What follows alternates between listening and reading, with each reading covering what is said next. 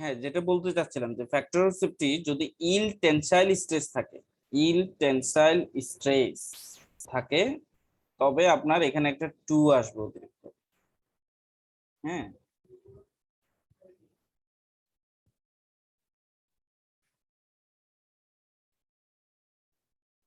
এখানে একটা অতিরিক্ত 2 আসবে। এই সূত্রটা হচ্ছে বেসিক্যালি ম্যাক্সিমাম স্ট্রেস থিওরি,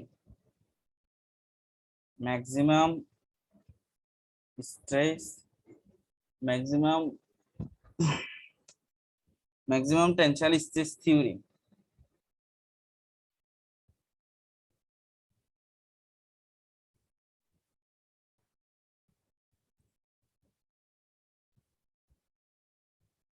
ঠিক আছে, আরেকটা আছে মার্জিন অফ সেফটি। এটা কি? মার্জিন অফ সেফটি হচ্ছে factor of safety -1। Margin of safety হচ্ছে ফ্যাক্টর অফ সেফটি -1।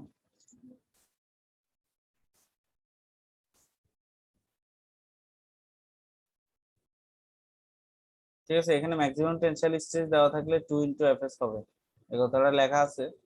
যদি এটা ম্যাক্সিমাম টেনসাইল স্ট্রেস হলে, হ্যাঁ, ম্যাক্সিমাম ইল টেনসাইল স্ট্রেস, ইল কথাটা লেখা থাকবে। এই যে এখানে ব্র্যাকেটে লেখা আছে ম্যাক্সিমাম অর ইল। তো দেখেন এখানে একটা ম্যাথ আছে, which load a 4 centimetre bolt can resist if maximum strength is 250 megapascal and factor of safety 4। তাহলে ম্যাক্সিমাম স্ট্রেংথটা যেহেতু দেওয়া আছে, আপনাকে ওয়ার্কিংটা আগে বের করে ফেলতে হবে। হ্যাঁ, ওয়ার্কিংটা বের করে ফেললে ওই বোল্ডের ডায়াটাও দেওয়া আছে, হুইচ লোড, লোডের মানটা আপনি বের করতে পারবেন। তাহলে আপনাকে কোশ্চেনটা করছে কি, হুইচ লোড এই 4 সেন্টিমিটার, 4 সেন্টিমিটার বোল্ডের ডায়াতে আমি কত লোড দিব বা কত লোড সে নিতে পারবে ইফ যদি ম্যাক্সিমাম স্ট্রেংথ 250 হয়। তাহলে ম্যাক্সিমাম স্ট্রেস দেওয়া আছে 250 মেগাপাস্কেল, আর ফ্যাক্টর অফ সেফটি দেওয়া আছে 4। আপনাকে লোডটা বের করতে হবে, আর ডায়া দেওয়া আছে 4 সেন্টিমিটার।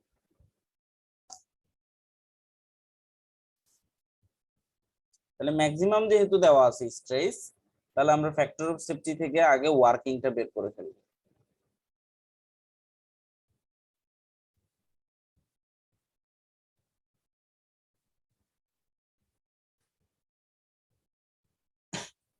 ওর ওয়ার্কিং স্ট্রেস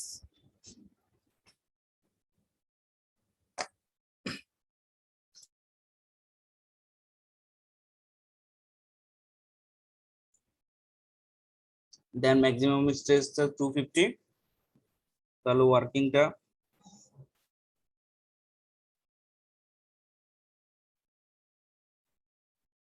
250/4,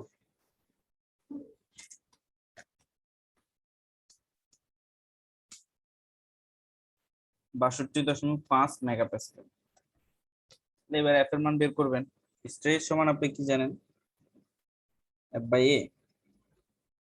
তাহলে স্ট্রেস আপনি পেলেন 62.5 মেগাপাস্কেল, এফ এর মান আপনি জানেন না, আর এখানে পাইবে 4d², তাহলে 0.04 হোল স্কয়ার। এখান থেকে আপনি এফটা বের করবেন।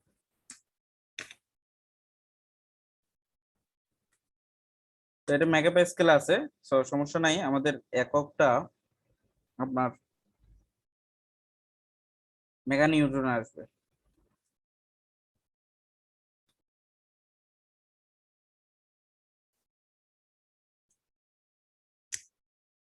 .078 এটা হচ্ছে মেগা নিউটন। ঠিক আছে, যেহেতু আমরা প্যাসকেলটাকে চেঞ্জ করিনি, মেগা প্যাসকেলটাকে চেঞ্জ না করাতে এটার একক মেগা নিউটন আসবে।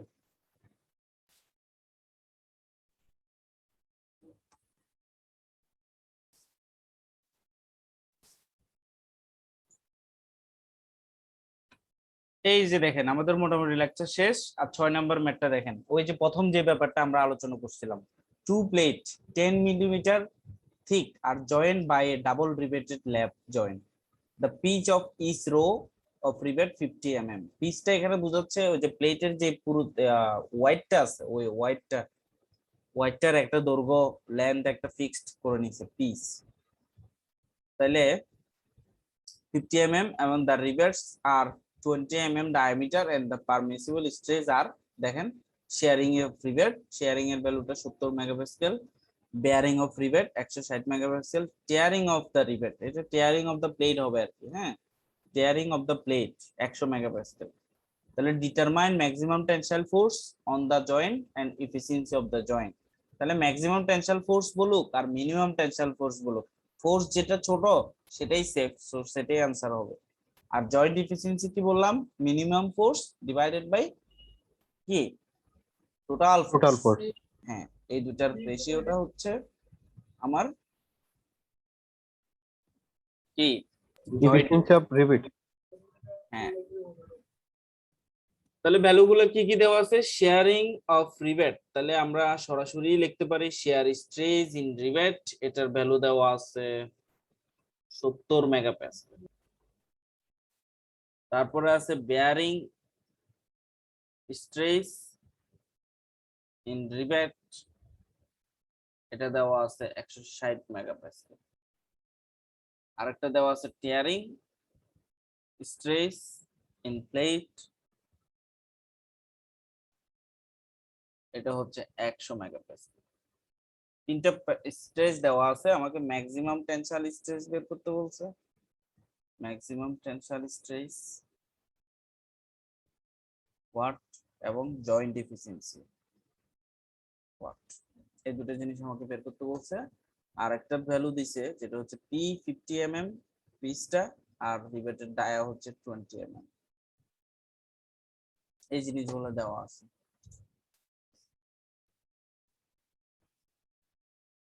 তাহলে শেয়ারিং স্ট্রেস ইন রিভেট, এটার সূত্রটা কি বলছিলাম আমরা, শেয়ার স্ট্রেস ইন রিভেট, এটা যদি হয় tau equal F by A, আর এ হবে যেহেতু দুইটা rivet 2 into pi by 4 D square F, আর স্ট্রেসের ভ্যালুটা দেওয়া ছিল 70 মেগাপাস্কেল, তাহলে 70 ইন্টু 10/6।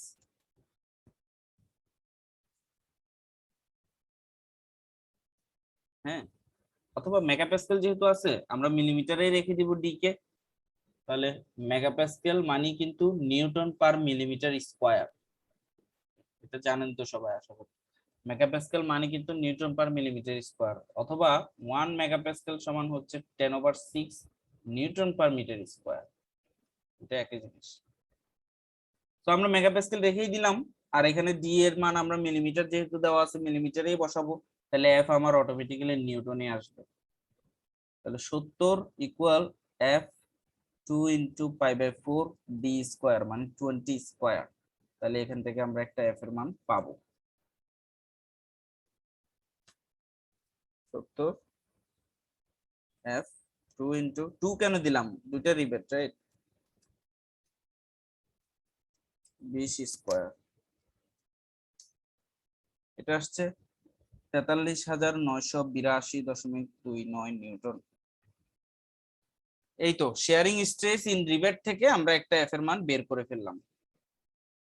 এরপর দেখেন বেয়ারিং স্ট্রেস ইন রিভেট, তাহলে বেয়ারিং স্ট্রেস ইন রিভেটটা কি ছিল, বেয়ারিং স্ট্রেস ইন রিভেট ছিল এফ বাই এ, তাহলে বেয়ারিংটা ক্রাশ করবে রাইট, তাহলে 2 ইন্টু ডি ইন্টু টি, তাহলে বেয়ারিং এর স্ট্রেসটা হচ্ছে 160 মেগাপাস্কেল, এটা মেগাপাস্কেলে রেখে দিব, আর ডি এর টি এর মান আমরা মিলিমিটারে বসাবো।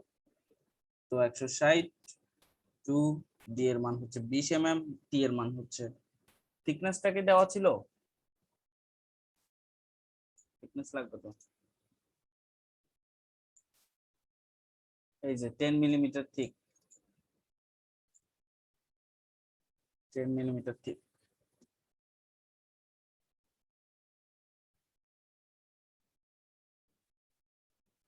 সো এফ, এখান থেকে একটা এফ আসবে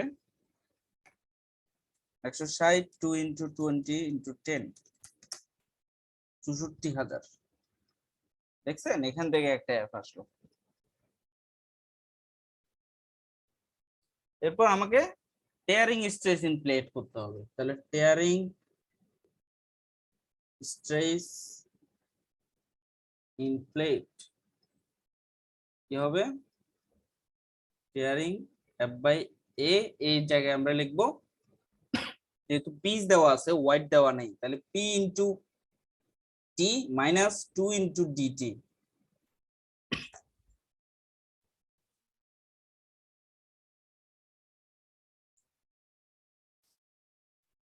তাহলে টিয়ারিং স্ট্রেসটা হচ্ছে 100 মেগাপাস্কেল এফ পিচ হচ্ছে 50 ইন্টু থিকনেস হচ্ছে 10 2 ইন্টু ডি এর মান 20 আর থিকনেস 10 এখান থেকে একটা এফ পাবো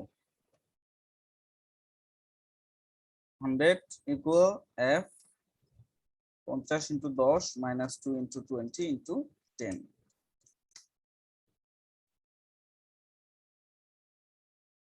10,000 নিউটন।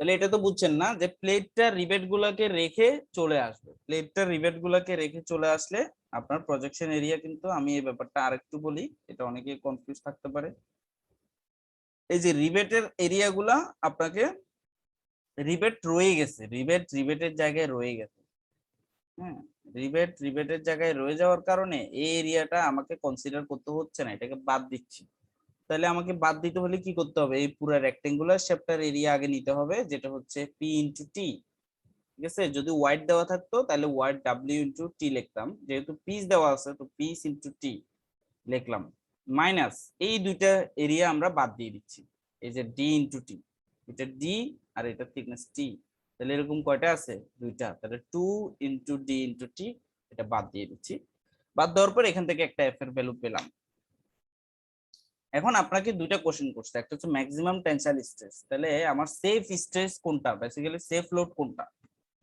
ম্যাক্সিমাম টেনসাইল লোড বলছিল স্ট্রেস না স্ট্রেস বলছিল কি স্ট্রেস তো দেওয়াই আছে ম্যাক্সিমাম টেনসাইল লোড তাহলে সেফ লোড কোনটা বলেন তো যেটা ছোট ভ্যালু সেটাই হচ্ছে আমার safe load so 43,980 sorry 10,000 safe না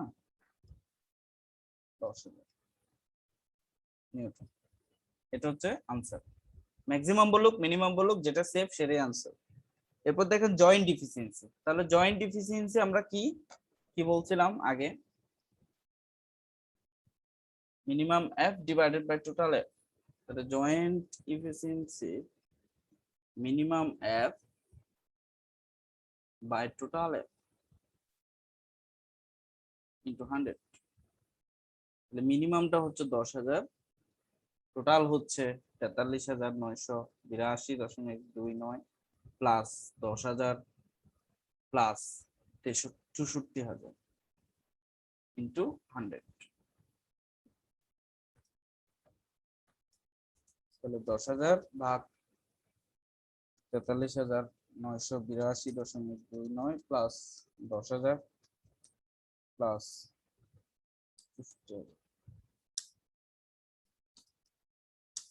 8.47% এটা জয়েন্ট এফিসিয়েন্সি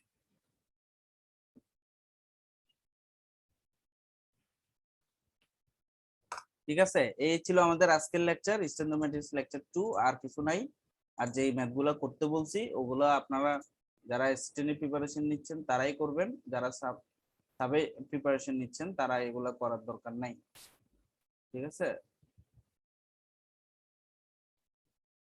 তাহলে আজকে পর্যন্ত